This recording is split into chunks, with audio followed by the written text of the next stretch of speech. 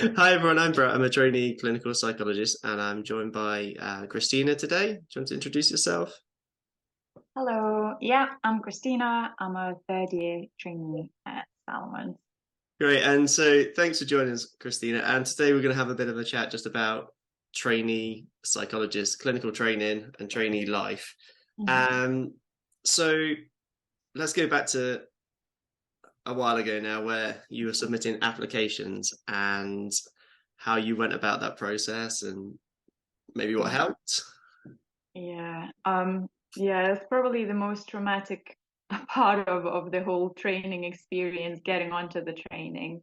Um, yeah, it was my fifth year applying that I actually got on, and I Hmm. think I've learned quite a lot in that kind of pursuit of my place on a decline. Um,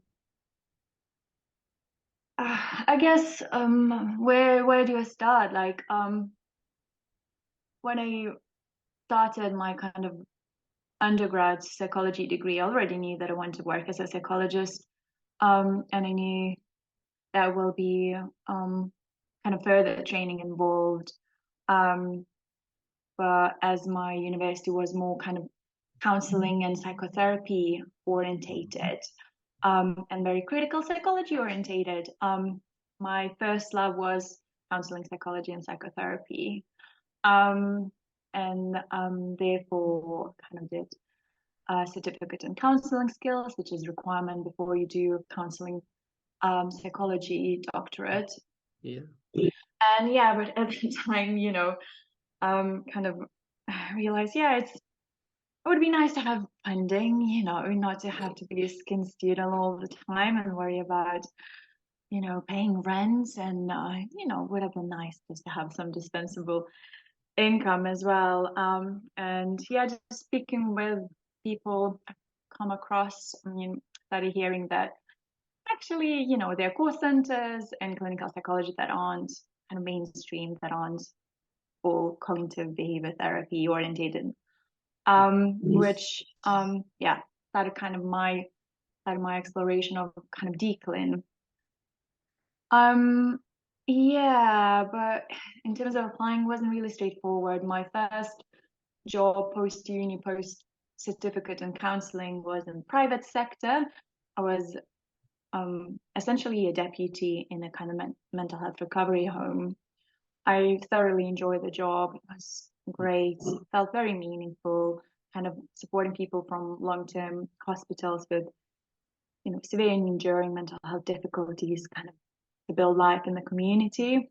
And I felt I could really kind of, implement that psychological way of thinking, was in teaching and team development, and could pursue my, leadership skills and all was really awesome. I really enjoyed that. And that was the reason why I stayed there for 4 years. Um, Wow, that's quite a time, isn't it? 4 years. yeah, Yep. yeah, Yeah. but it didn't, I guess it, I guess I had a very good manager who kept on weaning me in with like lots of developmental opportunities and things I really wanted to kind of um, learn and kind of experience in my kind of career. Um, but I soon realized that actually working in the private sector doesn't help when you kind of want to get onto the decline. I think, yeah, the first time around I applied when I was in that post, and my manager, who was not psychologist by background, essentially did my reference, and surprise, surprise, I didn't get any interviews, didn't get any, um, Mm. yeah, any feedback. It was just a no. And yeah, it was kind of my time to start thinking about assistant psychologist roles. Of course, they're super competitive, and Yeah. um, I managed to get honorary assistant psychology role. So I was working full time, and I was kind of doing shift, and I was doing the rota, so it really helped because I could really make sure that I'm working 4 days, and then 2 days I was working as an assistant psychologist on a post. Um, it was just literally a foot through the door. The post itself wasn't really very exciting, as many honorary assistant psychologist posts are. It was great to have that exposure and speak with psychologists, and that was the most valuable thing. In terms of kind of, clinical experience, I didn't do anything very kind of meaningful. But yeah, that helped me to get substantial assistant psychology posts. And then, yeah, another senior assistant psychology post, etc. So eventually I worked, before I got on, I was 3 years in substantial assistant psychology post and had a kind of around a year of honorary assistant psychology post.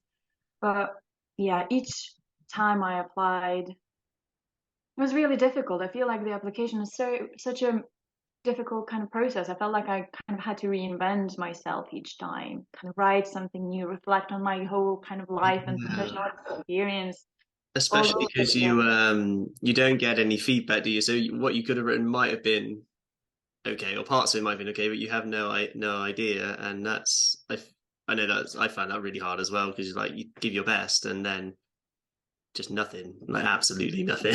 Yeah. And the second time applying, I was working with clinical psychologists.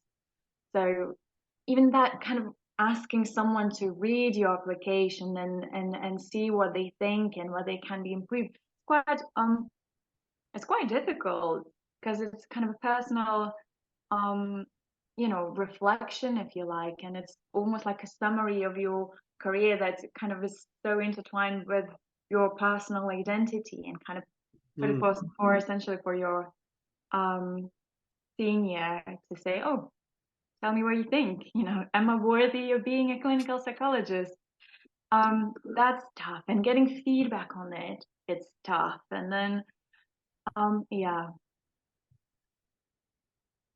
it was tough. And I guess selection exams and pre-selection exams, that was like Yes. something else.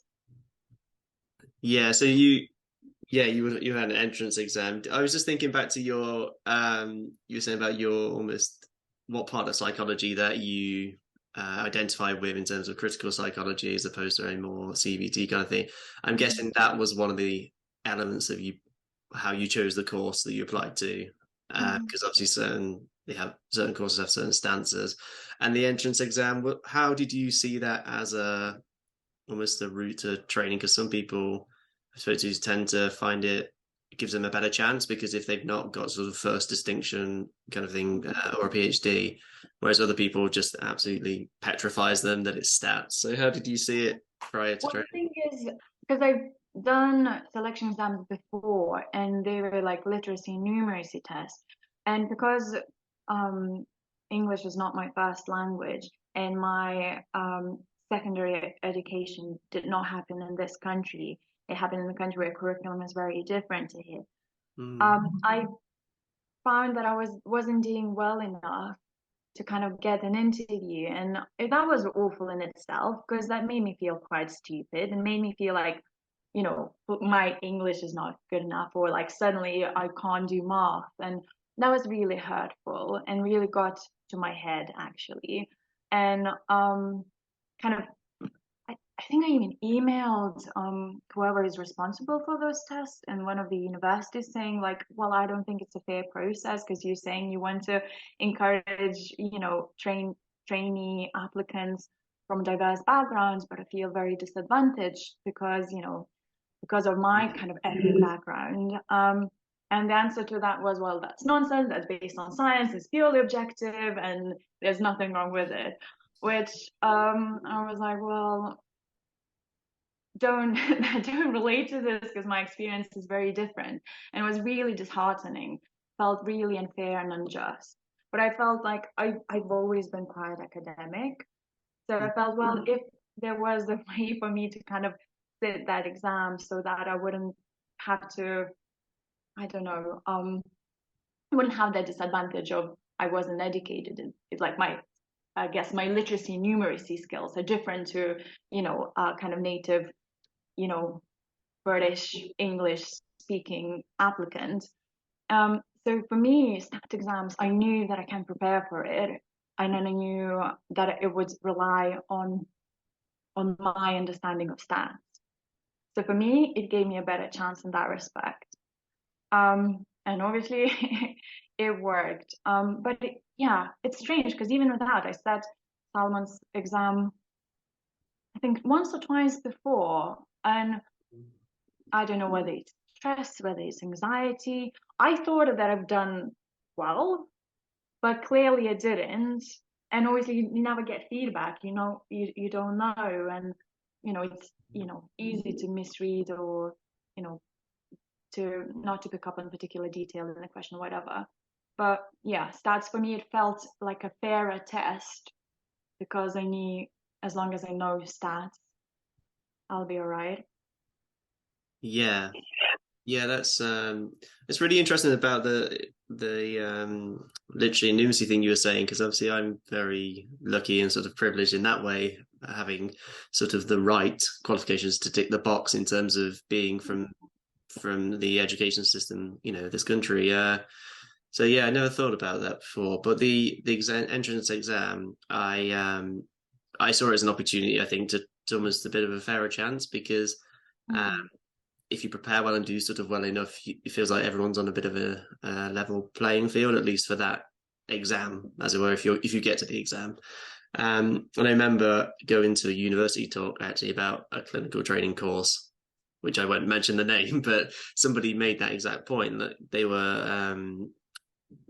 I don't know in the late 30s or 40s or something, and they were saying, how can you, I've done so much since I was at school or I did my undergrad, like decades have passed, like how can you still judge me on that? And the answer was kind of a little bit that you've that's the way it is, and also that we've got to make a decision somehow, which Yeah. I kind of get it, and no course has got it perfect, judging by lots of people's experience of it. But I felt for me, similar to you, that the entrance exam was probably one of the better chances I had in terms of getting on training. Because I'd Mm. also applied quite a few times, like similar same as you said. It was not every now and again you hear, oh, I did 6 months or a year and got on and that was all fine. That was not my experience at all. There was lots of stress, preparation, rejection, not knowing. Um, yes, I absolutely. It sounds like you similar journey in some ways. And how But did you? Oh, go. can I ask you, did you have a preference over entry exam? Did it matter what exam you're gonna take for you? So I did for Solomon's, and it would have been for Surrey as well. So there was the additional um was it the additional thing about synthesizing research? I think there's like a element of the task at the time anyway, where you look at all these studies and they give you a question to answer, like you're presented to a team, the evidence. So no, so obviously didn't do as well on that bit at the time because I didn't get an interview. But then the other aspect for me was about geographical. So where, because I know there's other tests across the country, but for me it was like, which does kind of limit your options when you start to look for like put more parameters in place. So yeah, that was sort of my decision making about it. I'd said it, I think maybe twice before as well. And then the last time it was like my life kind of depended on it, revision type thing. I really put a lot into it. Knowing that in a way it was sort of like, well, I'm not sure where I go from here if I don't get on because I've tried it quite a few times. Life is moving on. What do you do? Because as much as you want to pursue it, there is like a pragmatic element to it. Like, how long do you wait? Which there's no answer to that question. Um, Mm. so yeah, that's just, I suppose, how I thought about it a little bit. That's quite interesting because I think for me, my kind of like desperate need to get onto the training to prove to myself and everyone else that I can be a psychologist and all of that. I mean, I after fourth year of round of rejections, yeah, something really kind of shifted in that kind of understanding of, yeah, okay, life is moving on. I'm putting all my eggs in one basket and it's not working out. Clearly, I'm doing something wrong. Yeah, Um, it helped that I was in kind of personal therapy as well at the time that kind of helped me to realize there was something that I was overcomplicating my life so much and really not, as cliche as it sounds, living in the moment. So the first year when I was applying, actually I was most relaxed. Mm. That was the time that I got on, and I feel for me, not having that, oh my God, I need to do well enough to get onto the course. I think it helped me to stay calm in the exam and do well enough to kind of get an interview.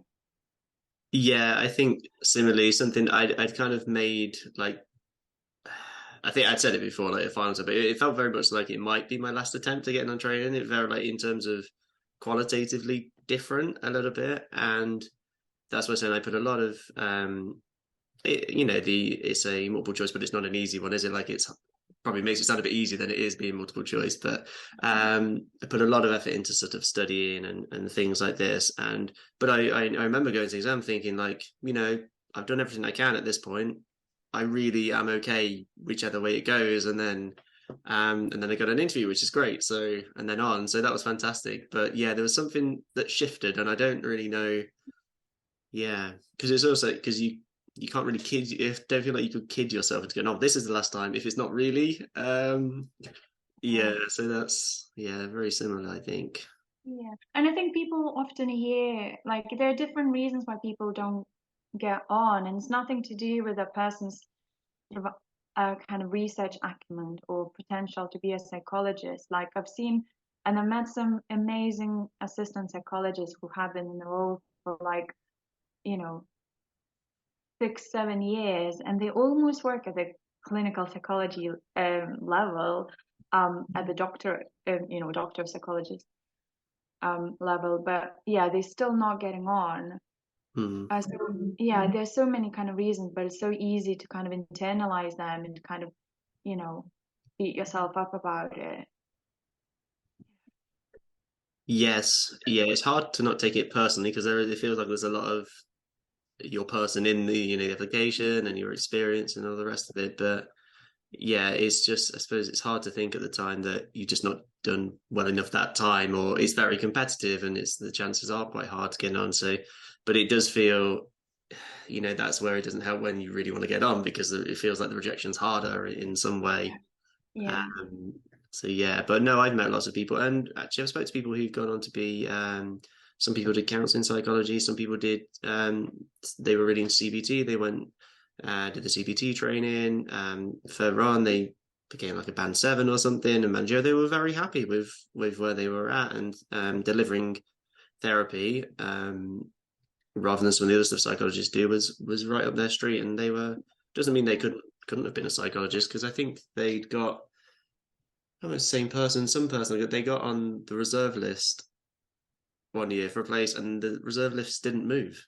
And then they applied next year, and I don't think they got an interview. And it's just so topsy turvy sometimes that um, it is sort of easy to look for like a very specific answer as to why, but it's really hard to know because just talking to different people, you get so many different answers.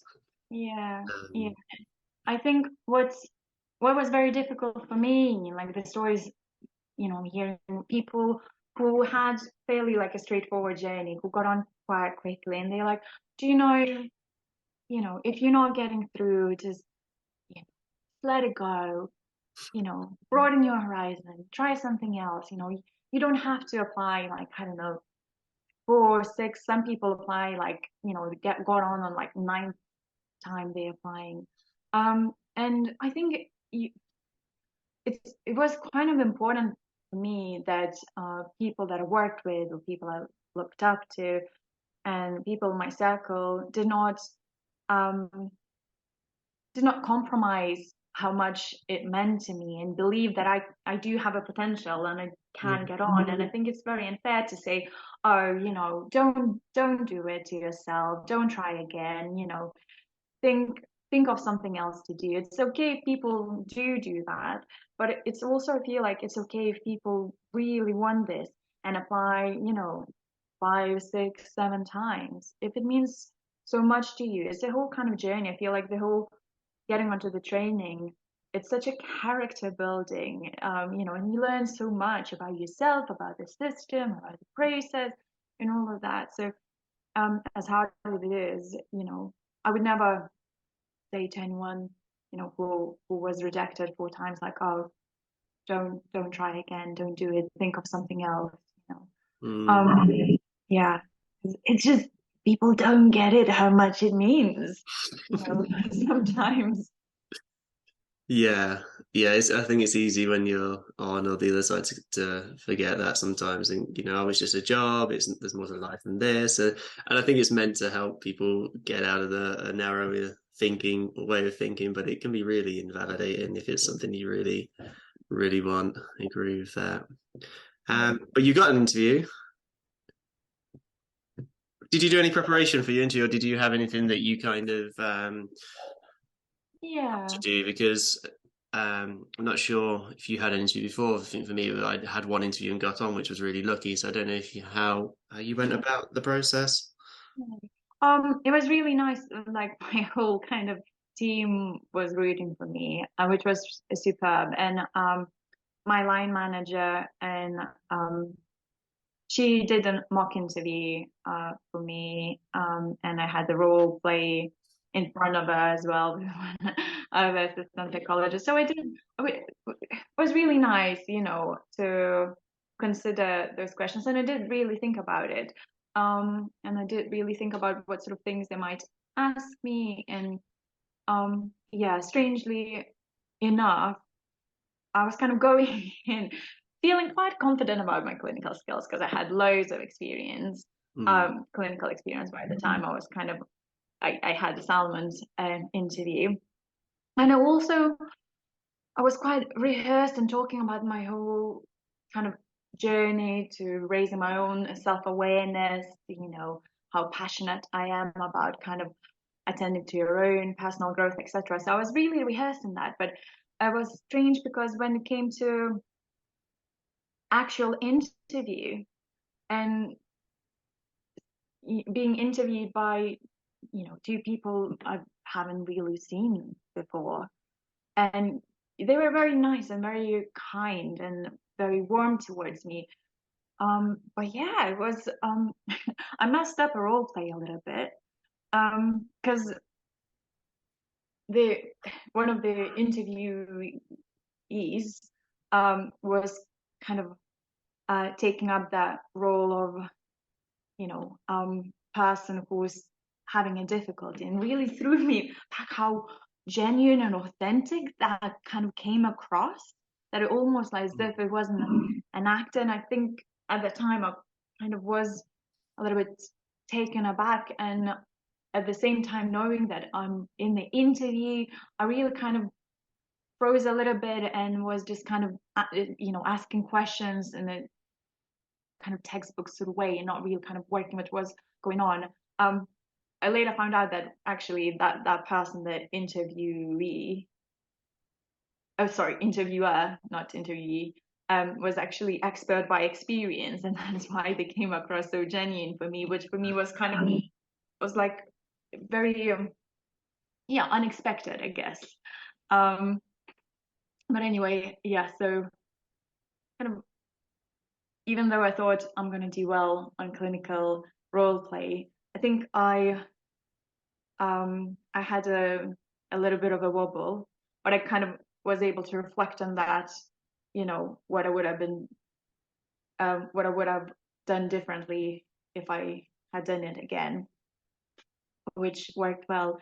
And again, the kind of personal questions of like where my motivation comes from, which I'm so rehearsed and can really talk about how my,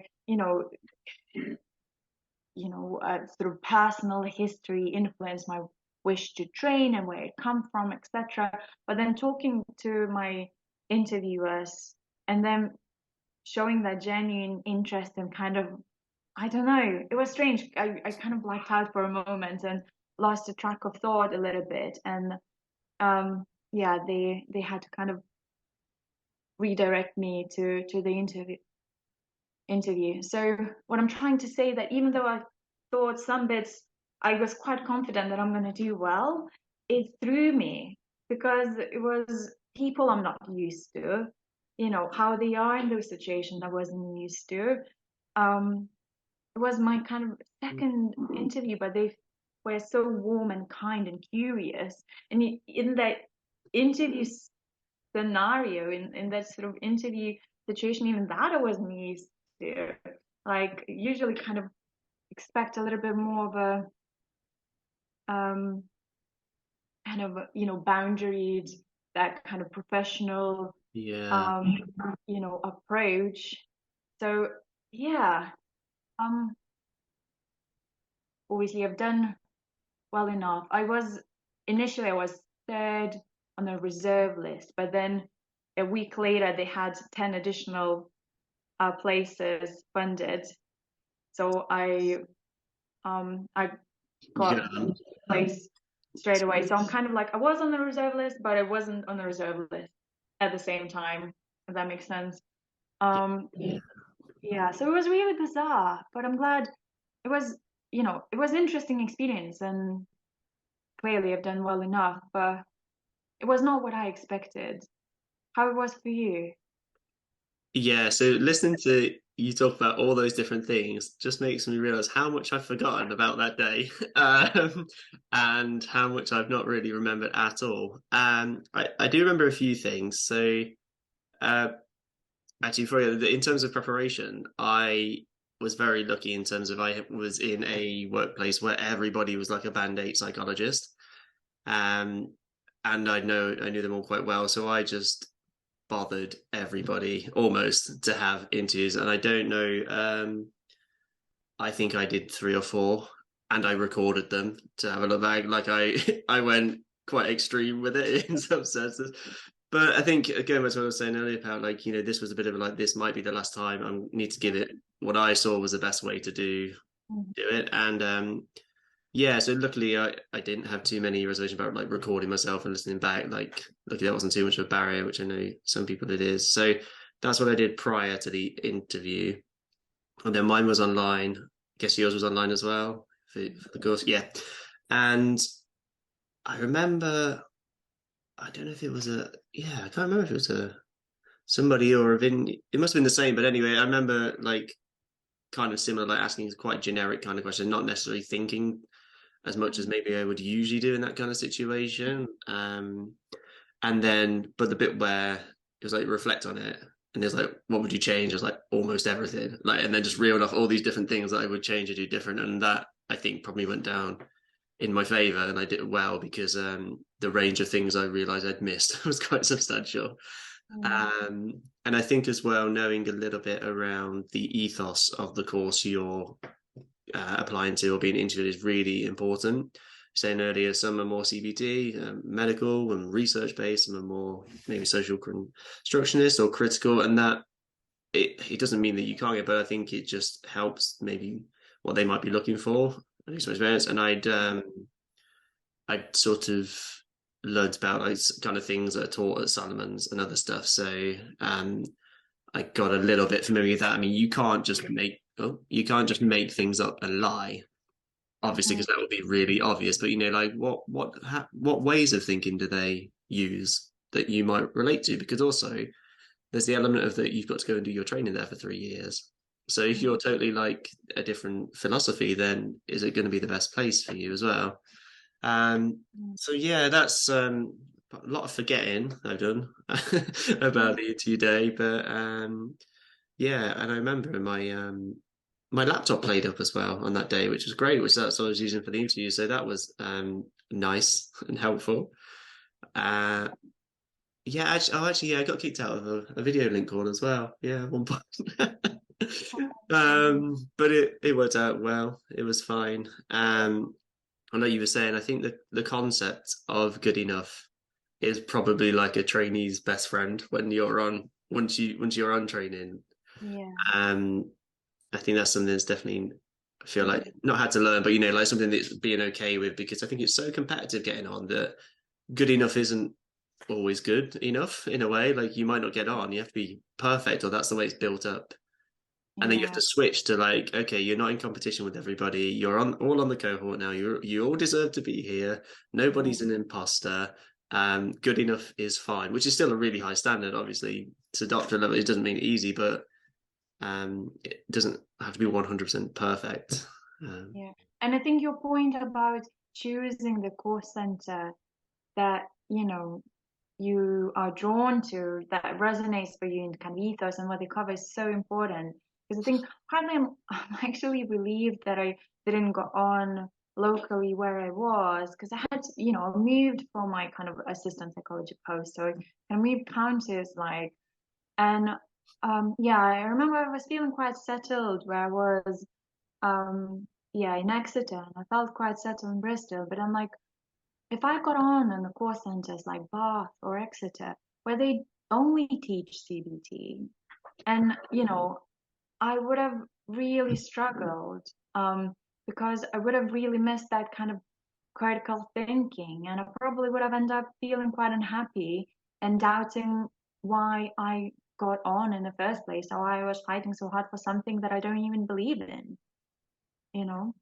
So I feel like it's so important to choose something that you're passionate and that you can, yeah, you can maintain that passion and curiosity for at least 3 years of your life. Very, very intense 3 years of your life, you know? Yeah, yeah. And did you find like you had a bit of an imposter when you got on? Imposter. I'm not sure I did, which was really weird because I remember us all being asked, and I don't know why it is. I think maybe I just got fed up with so much effort trying to get on. I was like, right, I should be here, but doesn't mean that everything's gone perfectly for other training. But like I think it felt the right time and I felt ready. Like I didn't have that sense that of being found out in terms of that I shouldn't be there. Obviously Mm, you get put into your first placement and you worry about whether you're doing the right things and good enough, but like that feels a bit different to sort of being found out, or mm. how I might understand when people say, imposter syndrome. So I don't remember that I did. Yeah, but I know other people have. I don't know. How did you feel? I was like, I deserve to be here. I know I'm good enough to be Okay, here. so similar, yeah. But the thing is, I think my kind of, for me, that the kind of imposter came out in other ways. Like, I knew that I am good enough to be a psychologist. I knew I have a great potential to be a, you know, excellent clinical psychologist, if I may. But yeah, I didn't expect that it would come out in other ways. Like, doing all the kind of assignments and academic work, I really found myself comparing myself to others and thinking, gosh, my journey was so different. Am I really kind of meant to be here? Or other people don't find it as difficult or problematic as I do. Will they find out? Am I gonna fail everything? Or, just kind of having that anxiety before every single piece of work that I had to kind of submit, which, the standard is obviously high, but it's not the kind of academic aspect of it that made me anxious. I don't know. I just felt, yeah, maybe I'm not, meant to do that. Obviously, other people had a very different journey, and yeah, that kind of self doubt really come out in other ways sometimes. Certainly did for me, even though clinically I was like, yeah, of course, of course I deserve to be here. Yeah, I think the assignments, it was because it'd been a while since I'd been done any formal like academic work. That was like relearning how to be a do like essay work type thing again. That was kind of I think similar because I'd um not guessing, but I'd done lots of different jobs before training where they were quite practical and hands-on, and so I'd got used to be working with people in different settings, and there was a lot to learn, but they didn't. It felt familiar in a way, Mm, kind of working with people sort of more directly, whereas all of a sudden writing like a case report, whatever it might be, like a totally new thing. It wasn't, but in a way, it felt like it was starting again. And so I think a similar thing about like it felt really, really hard, and it is hard because you're figuring out your placement, what the hell you're meant to be doing as a trainee, and then you've got like academic work, which I don't know if people have been out of education less time than I had. Maybe it's easier. I don't know. So to find out, but yeah, it felt like there was a really big gap from when I did finish my masters to when I did that first, the sort of the first period where we had three hand-ins, which was really busy. And I didn't even do masters. I had my undergrad and then the doctorate.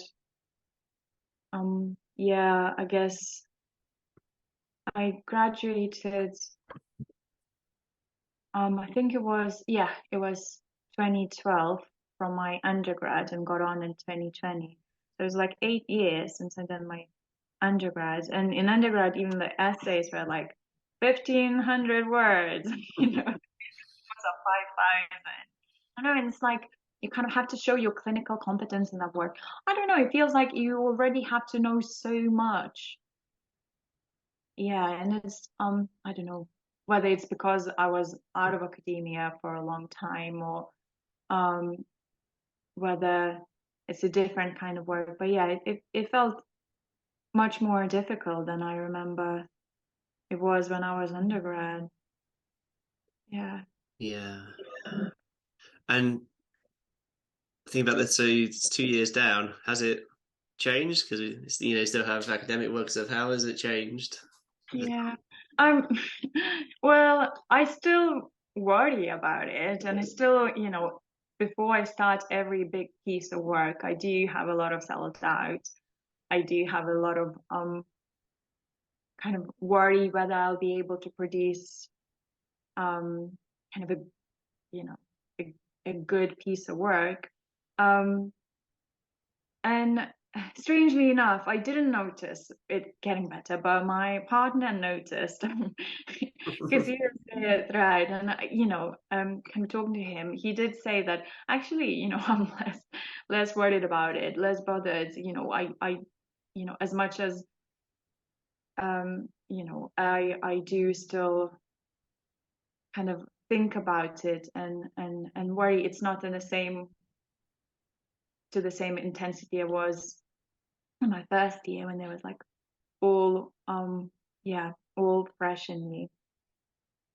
So it's nice to know that it kind of gets easier, gets better, but the work gets harder as well, and you don't ever go, gets too close at the same sort of thing. And so every kind of piece of work is very different, and kind of then goes, from 3,000 to 5,000 to 8,000, and you just constantly have to put the bar a little bit higher. But yeah, I think definitely more doable, but I wouldn't say that I don't have that self-doubt anymore. I really do.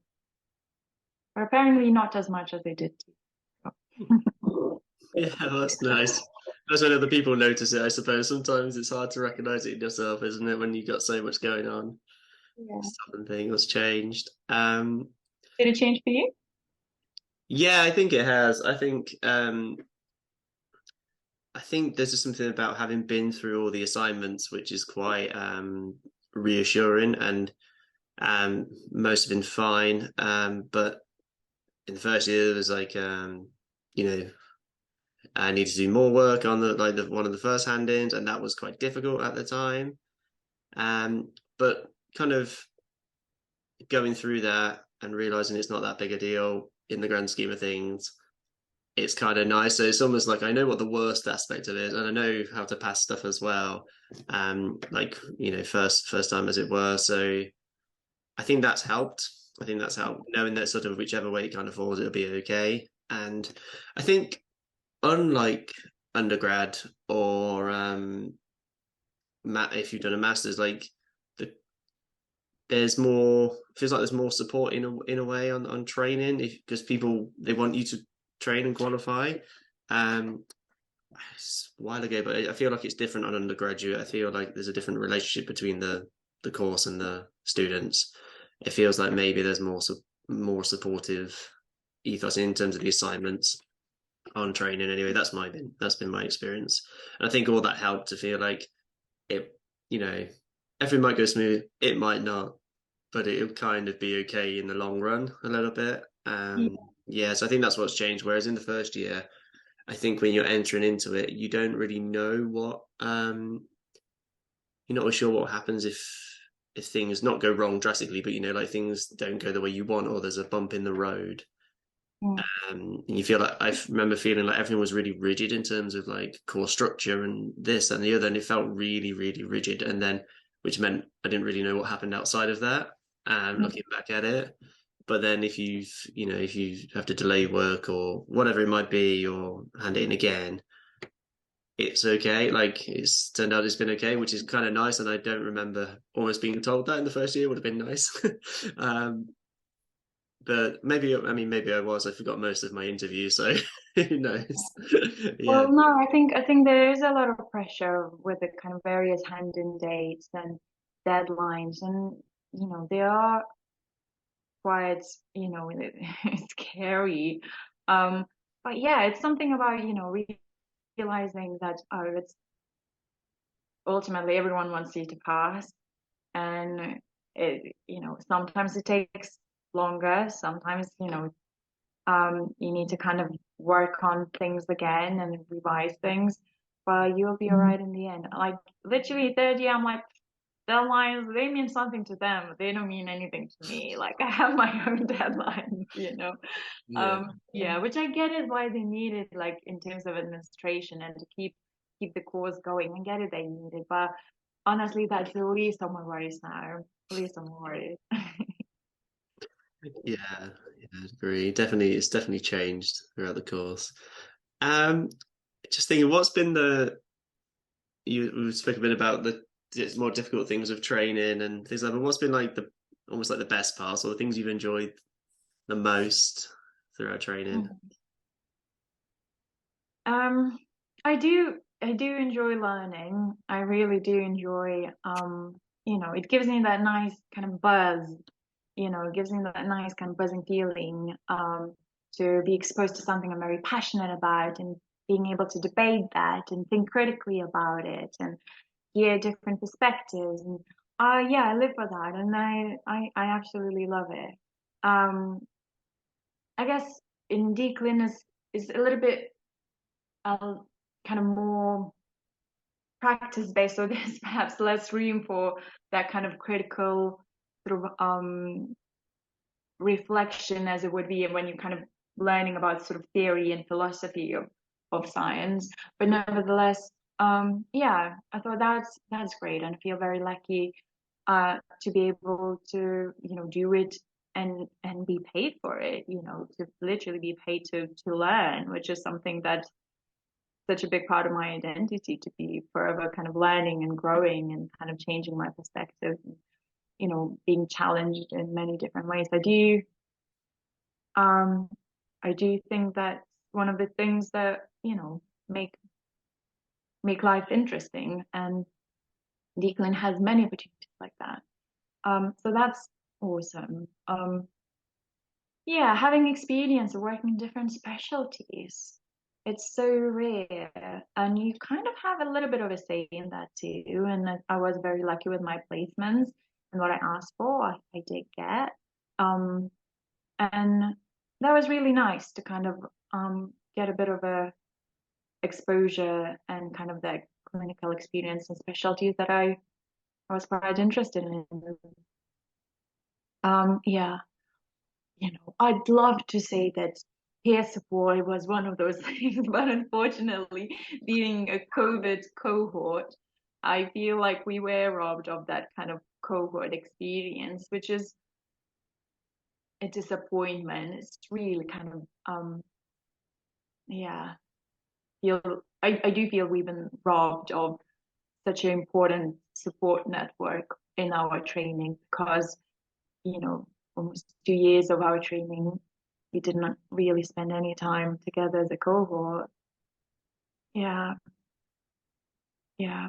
So I guess it's just that sort of diversity and learning, and yeah, um, those kind of growth opportunities of you know great, and finding out that I am good enough, and always full of self-doubt, and I do kind of worry about being well enough, but I always, always, you know, um, get the results, and it all kind of comes out okay. And yeah, that's great. I feel it kind of gives me confidence, and that kind of that stamina, all that turmoil that we go through, I feel like it gave me stamina, like to withstand very challenging times, you know. Cliche as it sounds, but I definitely feel that. Yeah, I know that this year is going to be probably the hardest academically. But I'm already feeling like, gosh, you know, I've grown so much. Yeah. And 2/3 of the way through, which is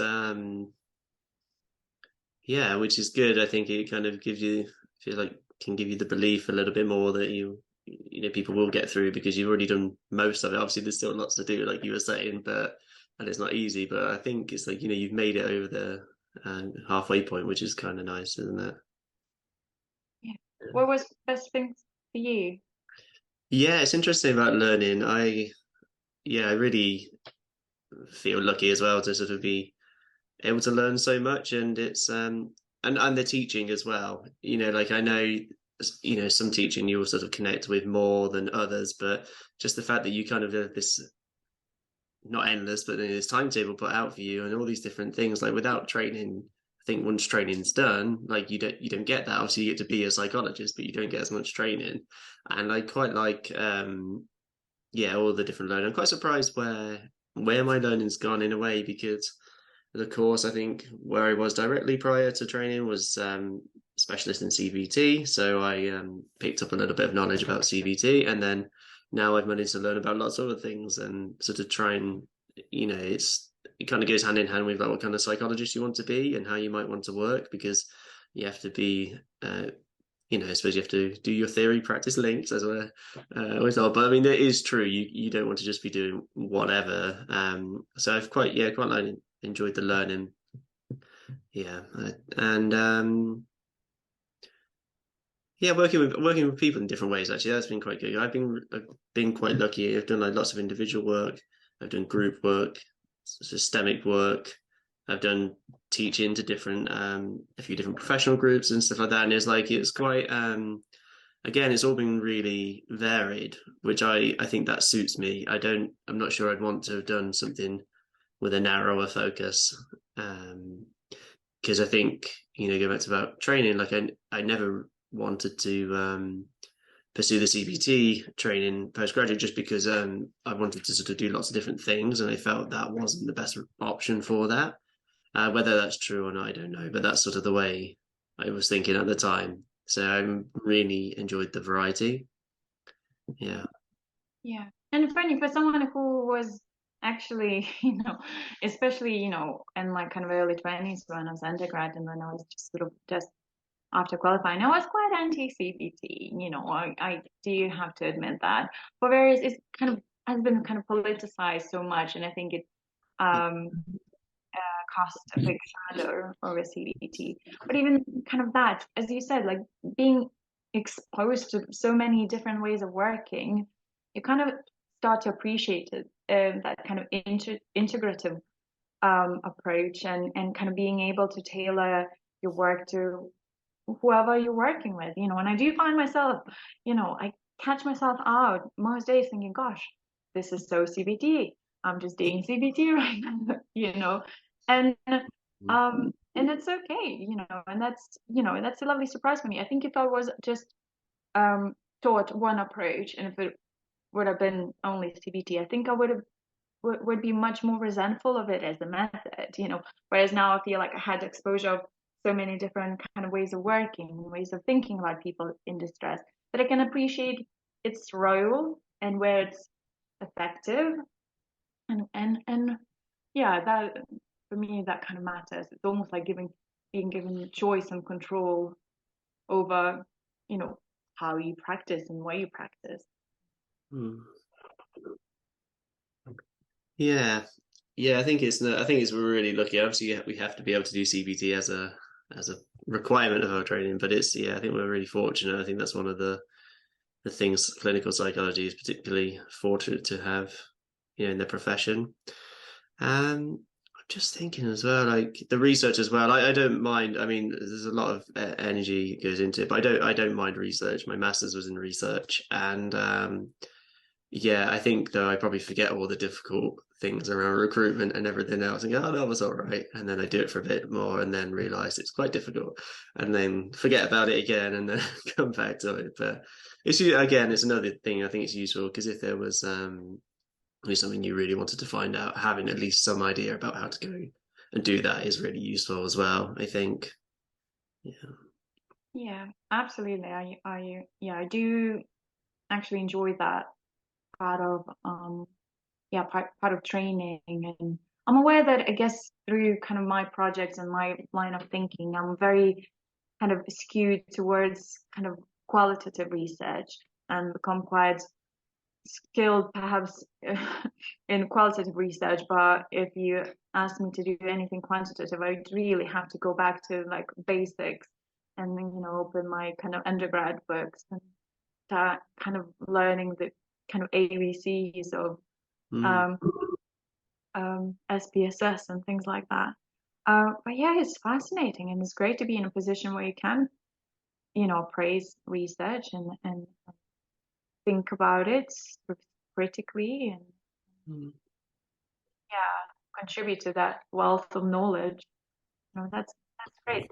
But it's super stressful doing Yes, research, yes. especially if it's in the NHS. That can be, I mean, all research is stressful, and I know the recruitment is very difficult. I guess doing research in the NHS has different kind of problems. There's a lot of like red tape and bureaucracy, and that's in itself, yeah. Mm. Um, Think it's a hopeful message though. You're saying, you're not as familiar or you've lost touch a bit with quantitative kind of stuff, which is a large part of the entrance exam. Which I think if people are of similar mind, it'll be quite a hopeful message that you don't have to be this kind of quantitative stats whiz to pass the entrance exam. Which and you don't have to go back to it immediately if you don't want to. More importantly, if and you to want. be honest, even with that, going back to that exam, um, I mean, I felt it's like kind of memorizing. I mean, as long as you understand the concept, it's just memorizing different sort of tests. And I didn't spend that much time revising it either. I got that I think Psychology Statistics for Dummies book and read it cover to cover and knew it's like, to the T, like really understanding each test and when they applied.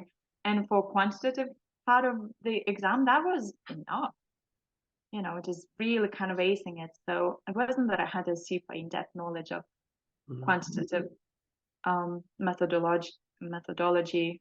Yeah, and you don't, as you said, you don't have to, because you don't know what sort of questions you'd be given, but they're kind of at the undergrad level, because not everyone would have had kind of more advanced research sort of a training.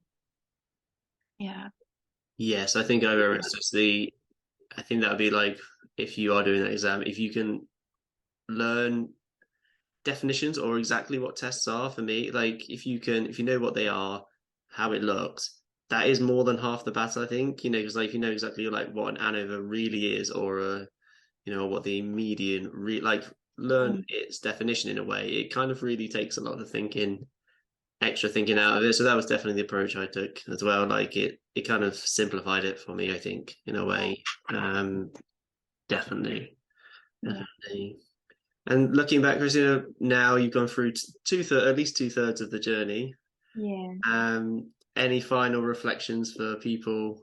Because it might be people soon on training, or people who just applied because deadlines have just ended for this year's round of it. What any kind of final Yeah. thoughts? I mean, I do think it's important, no matter how many times you apply, that you take time to enjoy whatever you're doing, whatever role you're doing. I think there's, especially assistant psychology roles, they're so rich, and you don't get so much attention and so much kind of learning on training as you do as an AP, because as a trainee you already have, there's an expectation that you will be going in and delivering, whereas I think there's so much scope to learn and attend various different training days and conferences, and that's great. Do get involved and have fun, and yeah, I guess when I'm training, I would if I would say something that's I wish I knew is I guess because I had to move quite a few times, I had to move counties for my assistant psychology role and then for training. Um, Whenever you go, just make sure you have support network around you. If it's a new town, make sure you join the groups or connect with people, make contacts, because it is very hard, especially for those who have to kind of move around and, go to, yeah, leave their homes, leave the cities. And yeah, it's important to establish some sort of kind of support and um, relaxation, because the training is very tough and does destabilize you a little. So yeah, it's really important to feel that there are people who um, who you'll be able to forget about the decline with and just go for, I don't know, for a walk, for yoga, whatever, for a drink, feels quite important not to forget that sort of social well-being factor. Yeah, which is very tough as a trainee, I think, because there's a lot to be done. Yeah. No, that's good. The support network is absolutely, yeah, key. I think that's a really good point actually for people going on to training. I think the other thing is not to do it when there's a global pandemic, which we didn't have much choice over, but it definitely added its own complexity. Um, okay, so I think thank you so much for talking to me, Kristina, about all your experiences and training, and I'm sure there'll be lots of interesting things to learn and do for the final year of training. And maybe we can catch up another time post training and see how it's all going. But that's thanks so much for joining. Yeah, thanks for inviting. It's useful.